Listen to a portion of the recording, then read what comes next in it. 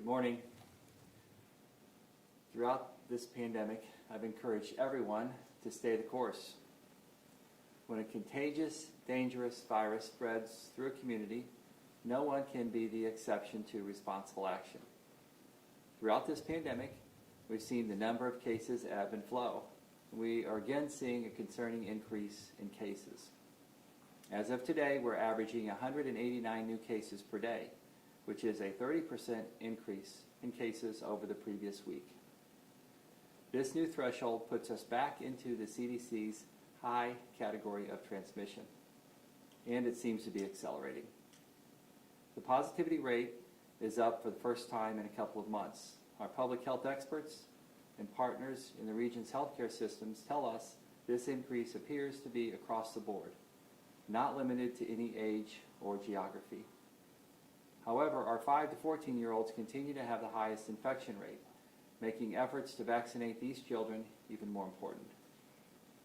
Because we're not seeing sharp increases in in-school transmission of the virus, we know that COVID is largely spreading outside of the classroom. The prevalent attitude that COVID is over needs to change.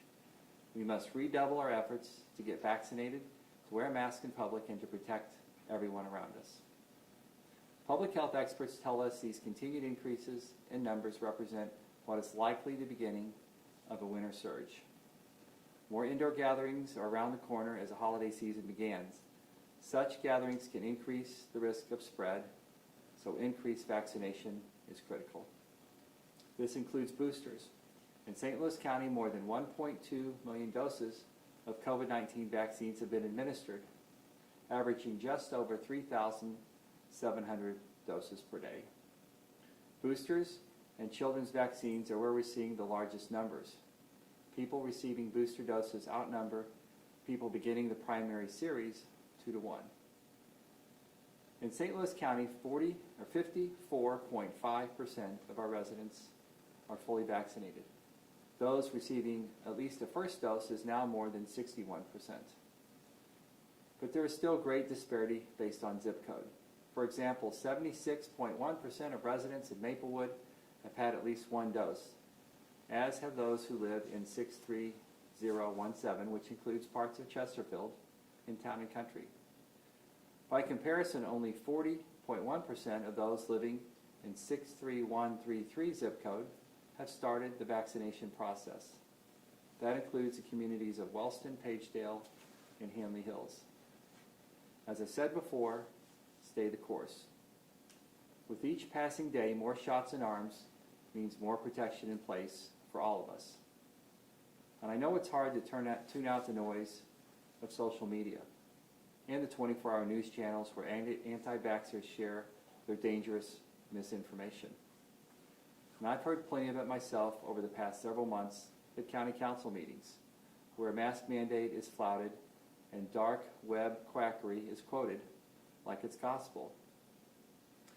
Talk to your doctor, talk to your pastor, talk to grandparents who are looking forward to seeing their grandchildren at Thanksgiving.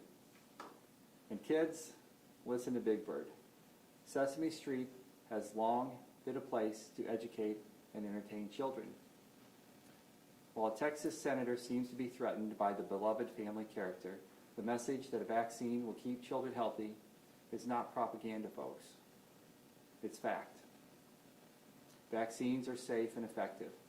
They've allowed our children to learn in the classroom, workers to get back to their offices, and restaurants to operate at full capacity. Let's not let a winter surge derail the long and responsible journey for so many. Get vaccinated, continue to wear a mask, and if you have any symptoms or have known exposure to a COVID case, please get tested.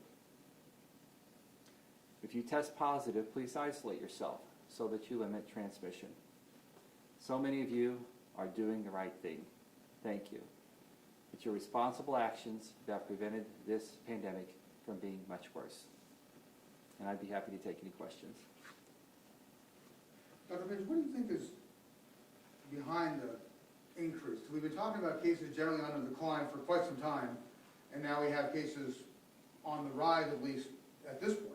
What's your thought about what's causing it? So the question is about the increase and why is it? Why are we seeing it? I think it's several things. Most of the cases are increasing from household contacts. So someone in the house is bringing it home and passing it along to other people who live in the same household.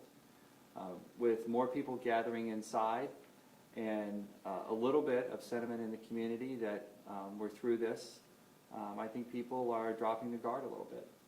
And we need to continue the efforts to keep our masks on, and we need to continue our efforts to get people vaccinated.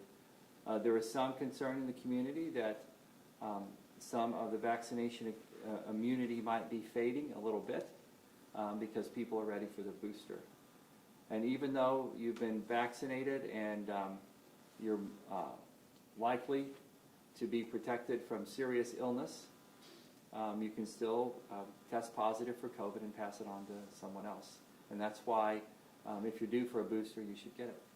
How worried are you about the potential for a winter surge given the increase we're seeing now?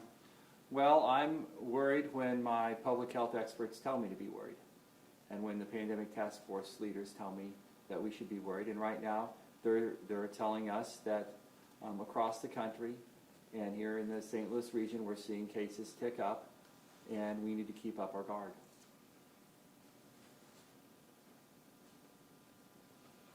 Any other questions? If we have, No, go ahead. okay. Public radio has a couple questions about the infrastructure bill. Are you in discussions about what the county could use that money from the federal infrastructure bill for? What are some things that we're considering? Yeah, so the question is about the federal infrastructure bill. We're very excited. That was a big win for our community when that infrastructure bill passed last week. We know that we have over $200 million worth of unmet needs in fixing our roads in the community, and we're very excited about, for the first time in a long time, having funds to improve our arterial roads in St. Louis County. We know that some of our county buildings are in need of repair, and there's been serious deferred maintenance for the past 10 years because we just haven't had the money. In addition, we're partnering with the City of St. Louis to study the possibility of expansion of Metrolink line, and we'll be talking about that as well. That's all I have for you tonight, sir. Okay, thank you. Thank you. Thanks, Jesse.